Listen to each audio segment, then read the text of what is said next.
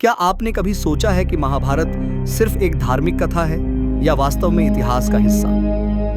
दोस्तों, आज हम बात करेंगे महाभारत के उन 10 जिंदा सबूतों की जो यह साबित करते हैं कि यह महाकाव्य सचमुच घटित हुआ था। सबसे पहला सबूत है कुरुक्षेत्र का रणभूमि। यह वही जगह है जहां पांडव और कौरव आमने सामने आए थे। आज भी कुरुक्षेत्र की मिट्टी का रंग लाल बताया जाता है और कई लोग मानते हैं कि इसमें उस युद्ध के खून के निशान हैं। यहाँ हर साल लाखों लोग आते हैं और मानते हैं कि यह भूमि दिव्य ऊर्जा से भरी हुई है।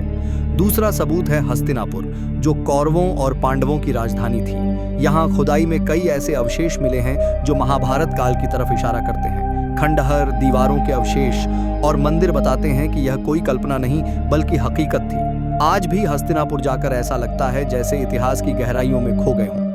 तीसरा सबूत है द्वारका नगरी। श्री कृष्ण की नगरी द्वारका समुद्र में डूब गई थी, लेकिन समुद्र के भीतर वैज्ञानिकों को प्राचीन महल और पत्थर की संरचनाएं मिली हैं। इन खोजों ने दुनिया को हैरान कर दिया, क्योंकि ये सबूत साफ बताते हैं कि समुद्र के नीचे कभी एक विशाल नगरी थी जिसे भगवान कृष्ण ने बसाया था। चौथा सबूत है भीम की गदा के निशान। भारत के कई हिस्सों में बड़े बड़े पत्थरों पर अजीब आकार के गड्ढे और निशान पाए जाते हैं, जिन्हें लोग भीम की गदा से जोड़ते हैं। यह मान्यता इतनी गहरी है कि गांव-गांव में लोग इसे महाभारत की विरासत मानते हैं। पांचवा सबूत है विराटनगर। यह वह जगह है जहां पांडवों ने अज्ञातवास के समय गुजारे थे। यहाँ के मंदिरों और शिलालेखों में उस युग के जीवन की झलक दिखाई देती है। लोग मानते हैं कि यहीं पर भीम ने विराट राज के रसोई घर में खाना खाया था और अर्जुन ने बृहन्नला बनकर राजकुमारी को नृत्य सिखाया था। छठा सबूत है भगवान कृष्ण का रथ। कहते हैं कि कुरुक्षेत्र युद्ध के बाद जब यह रथ छोड़ा गया तो उस पर तीरों और आग के निशान थे। आज भी मान्यता है कि कुछ हिस्सों में यह रथ सुरक्षित रखा गया है और उसकी पूजा की जाती है। सातवां सबूत है बाराबंकी का गदा टीला।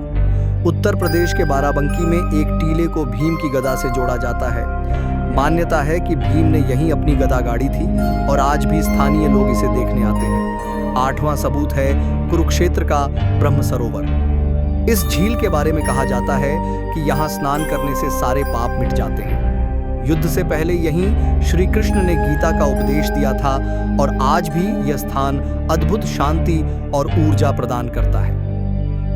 नौवां सबूत है गंगा तट के मंदिर और शिलालेख। कहा जाता है कि वनवास के दौरान पांडवों ने गंगा किनारे तपस्या की थी। आज भी गंगा तट पर कई प्राचीन मंदिर और शिलालेख मौजूद हैं जो उस काल की गवाही देते हैं। और 10वां सबूत है सोमनाथ मंदिर। यह मंदिर महाभारत काल से जुड़ा हुआ माना जाता है। मान्यता है कि पांडवों ने यहीं पर अपने युद्ध के पापों से मुक्ति पाने के लिए भगवान शिव की आराधना की थी।